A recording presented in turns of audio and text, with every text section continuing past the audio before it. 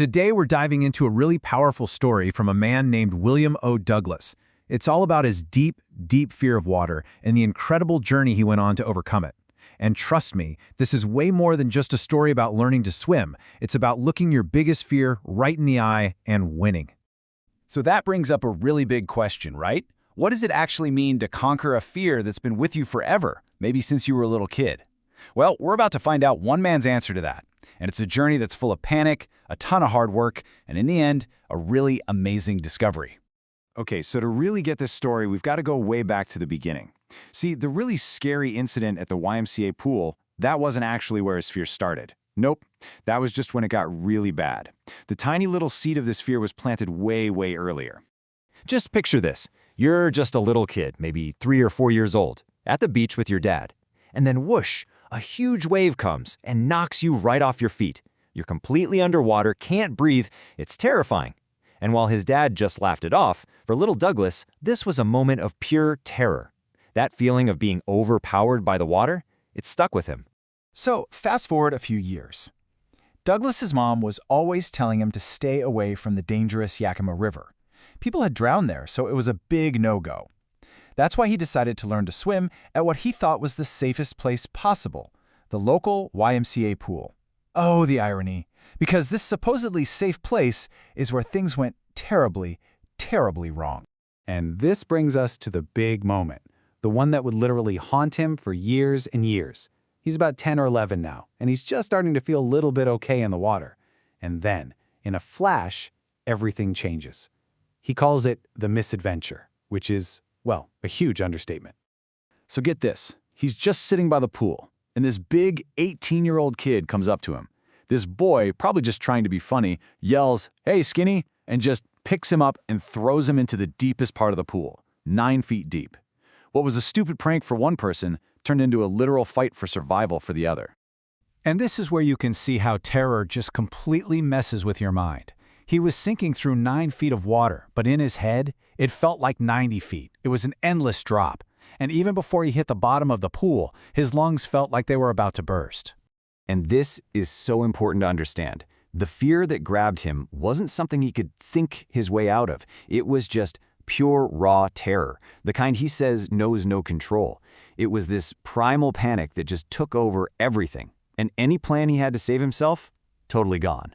He tried so hard to fight it. He was struggling, trying to push himself up, trying to yell, but nothing worked.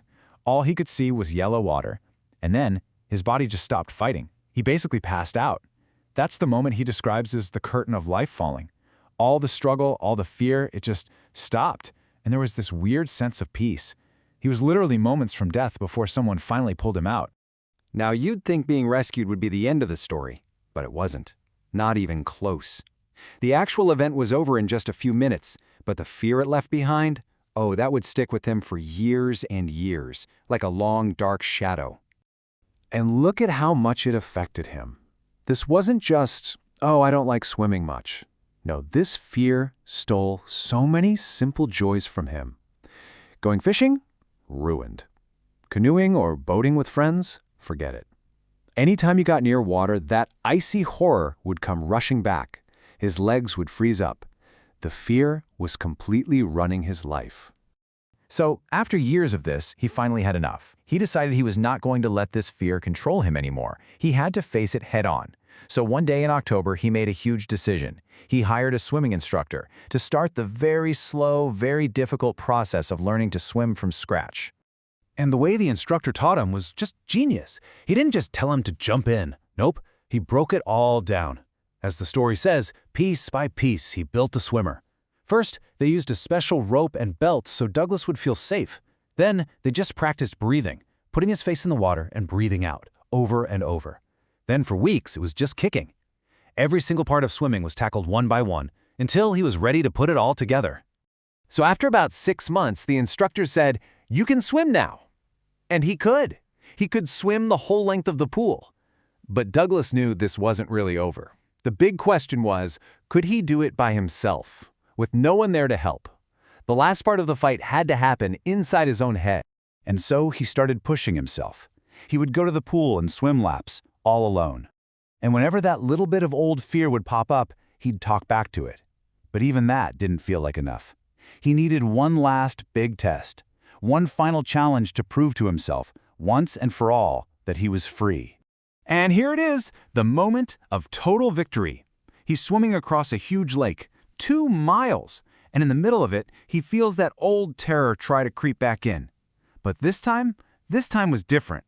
Instead of panicking, he faced it. He actually talked to his fear, and he laughed at it. He basically said, "What do you think you can be to me now?" And just like that, the fear was gone. He just kept swimming. You see, by beating this fear, he learned so much more than just how to swim. Because he had faced death and he had faced pure terror, he got this really deep appreciation for life itself. He understood what it truly meant to be alive. And it gave him this incredible insight into that famous line, "All we have to fear is fear itself." He knew the person who said it, President Roosevelt, and he realized it was true. Death itself, he remembered, was actually peaceful. The real scary part, the real enemy, was the fear of it, the panic.